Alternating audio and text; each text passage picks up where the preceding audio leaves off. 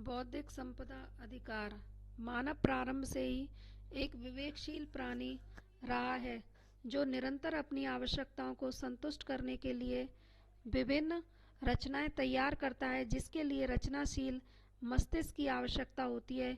इन सभी के उपयोग से व्यक्ति को प्राप्त अधिकार ही बौद्धिक संपदा अधिकार कहलाते हैं एवं ये अधिकार जिस रचना के संबंध में प्राप्त होते हैं बौद्धिक संपदा अधिकार कहलाते हैं। मानव मस्तिष्क की रचना, आविष्कार, कला, चित्र, डिजाइन इत्यादि अमूर्त उत्पाद जिन्हें विधि द्वारा संरक्षण प्राप्त होता है बौद्धिक संपदा कहलाते हैं। बुद्धि, विवेक, कला एवं कौशल के उपयोग से व्यक्ति की वह रचना जो उसे रचना के संबंध में अन्य अधिकार प्रदान करती है बौद्धिक संपदा कहलाती है। बौद्धिक संपदा अधिकार के उद्देश्य: बौद्धिक संपदा का स्वामी स्वयं की रचना में अधिकारों का सुरक्षित उपयोग करना चाहता है क्योंकि मानवता का विकास नई रचनाओं पर निर्भर है। नवीन आविष्कार एवं रचनाएं रचनाकार को संसाधन उपलब्ध कराते हैं। नंबर 3, ऐसे अधिकारों की सुरक्षा देश की औद्योगिक एवं आर्थिक क्षमता में वृद्धि करती है। नंबर 4, बौद्धिक क्षमता अधिकारों की सुरक्षा जीवन की गुणवत्ता और आनंद में वृद्धि करती है। भारत में बौद्धिक संपदा के प्रकार: पेटेंट, वे अन्य अधिकार जो किसी उत्पाद या प्रक्रिया के नव आविष्कार के संबंध में प्राप्त होता है। नंबर 2, कॉपीराइट, साहित्य प्रकाशन एवं प्रस्तुति के संबंध में लेखक, निर्माता, प्रशासक एवं प्रस्तुतिकर्ता को प्राप्त विशेषाधिकार ही कॉपीराइट है। नंबर 3, ट्रेडमार्क, किसी उत्पाद को अन्य उत्पादों से पृथक करने एवं विशिष्ट बनाने हेतु उत्पाद के संबंध में प्रयुक्त चिन्ह, प्रतीक, नाम इत्यादि के उपयोग करने के अधिकार को ट्रेडमार्क कहते हैं। नंबर 4, औद्योगिक डिजाइन, औद्योगिक उत्पाद को बनाने के लिए काम में ली गई शैली, आकार, आकृति, रंगों के संयोजन इत्यादि से संबंधित अधिकारी औद्योगिक डिजाइन अधिकार कहलाते हैं। नंबर 5, व्यापारिक रहस्य, किसी विशिष्ट व्यापार को स्थापित अथवा संचालित करने से जुड़े रहस्यों एवं विधियों को सुरक्षित करना ही व्यापारिक रहस्य अधिकार कहलाता है। नंबर 6, भौगोलिक संकेत, किसी उत्पाद से पूर्व भौगोलिक क्षेत्र के संकेत, विशेषता अथवा नाम के उपयोग का अधिकार। बौद्धिक संपदा अधिकारों से जुड़ी भारतीय विधियां। नंबर 1, पेटेंट अधिनियम 1970, पंजीकरण हेतु आवेदन।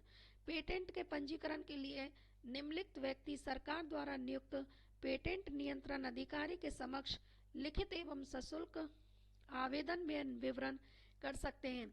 व्यक्ति अथवा व्यक्तियों का समूह जो मूल आविष्कारक होने का दावा करता है। मूल आविष्कारक की मृत्यु की दशा में उसके वैधानिक प्रतिनिधि अथवा नामित व्यक्ति। आवेदन में दी गई समस्त जानकारियों से पूर्णतः संतुष्ट होने पर नियंत्रण अधिकारी के द्वारा निश्चित अवधि के लिए पेटेंट का पंजीकरण कर लिया जाता है। यदि नियंत्रण अधिकारी आवेदन में दी गई जानकारी से पूर्णतः संतुष्ट न हो तो आवेदक को सुनवाई का अवसर देने के बाद आवेदन को निरस्त किया जा सकता है। पेटेंट के लिए आवश्यक शर्त: नंबर 1, आविष्कार प्रक्रिया अथवा तरीके से संबंधित हो। नंबर 2, आविष्कार का उपयोग होना आवश्यक हो। नंबर 3, आविष्कार में नवीनता आवश्यक है। निम्नलिखित तकनीक के आविष्कार नहीं माने गए हैं। नंबर 1, आविष्कार जो प्रकृति को हानि पहुंचाता हो। नंबर 2, सूचनाओं को प्रस्तुत करने का तरीका। नंबर 3, जिसका उपयोग लोक नीति के विरुद्ध हो। नंबर 4, कृषि अथवा बागवानी की नई तकनीक। नंबर 5, किसी वैज्ञानिक सिद्धांत की नए सिरे से खोज। पेटेंट के प्रकार: उपयोगिता पेटेंट, उत्पादन की नवीन प्रक्रिया, विनिर्मित उत्पाद, यंत्र, उपकरण, सूत्र एवं मशीन से संबंधित पेटेंट उपयोगिता पेटेंट कहलाते हैं। नंबर 2, पादप पेटेंट, पादप एवं उसके नव उत्पाद पर प्राप्त पेटेंट।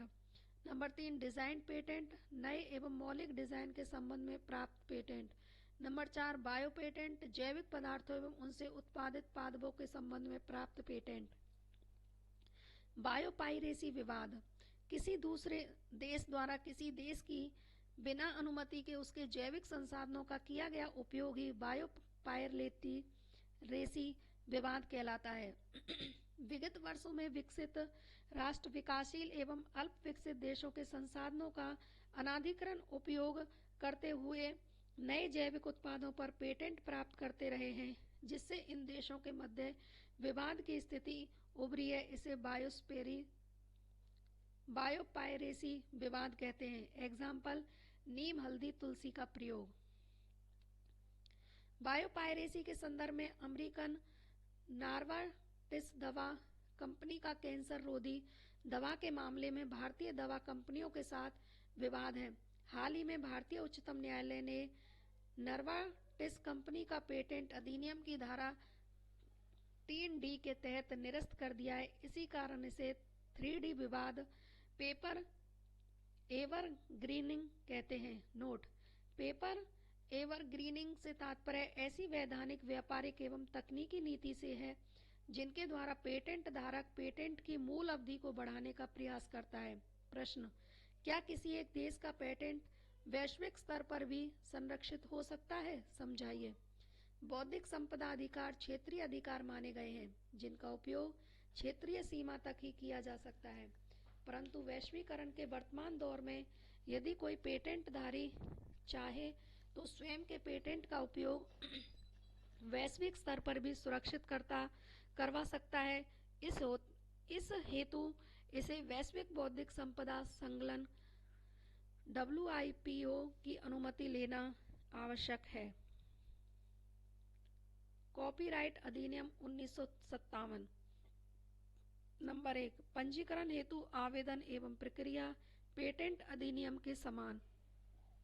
नंबर 2, कॉपीराइट की जालसाजी, जब किसी ऐसे व्यक्ति के द्वारा कॉपीराइट का प्रयोग किया जाए जो उसके उपयोग के लिए वैधानिक रूप से अधिकृत नहीं है, तो ऐसा उपयोग ही कॉपीराइट की जालसाजी कहलाता है।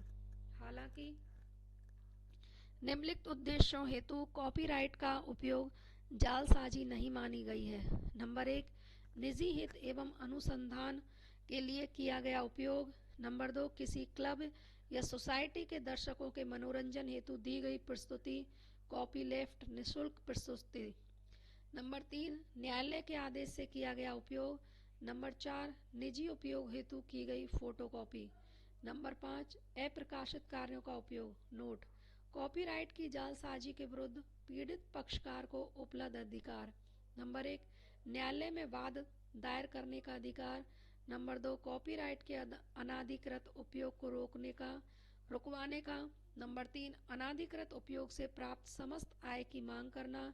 नंबर 4, क्षतिपूर्ति हेतु वाद दायर करना। नंबर सी, ट्रेडमार्क अधिनियम 1999 पंजीकरण हेतु आवेदन पेटेंट अधिनियम के समान है। नोट, विख्यात ट्रेडमार्क, कुछ ट्रेडमार्क अपने निरंतर व गतिशील उपयोग से ग्राहकों के मन मस्तिष्क में उत्पाद रूपी पहचान बना लेते हैं। ऐसे ट्रेडमार्क विख्यात ट्रेडमार्क कहलाते हैं। ट्रेडमार्क के पंजीकरण से पूर्व आवश्यकताएं। नंबर 1, ऐच्छिक मार्क पहले से पंजीकृत मार्क से मिलता जुलता नहीं होना चाहिए। नंबर 2, ऐच्छिक मार्क को कागज एवं कंप्यूटर के माध्यम से प्रदर्शित करना संभव हो। ट्रेडमार्क से लाभान्वित व्यक्ति। नंबर 1, वास्तविक स्वामी की आय एवं प्रतिष्ठा में वृद्धि। नंबर 2, सरकार के शुल्क रूपी राजस्व में वृद्धि।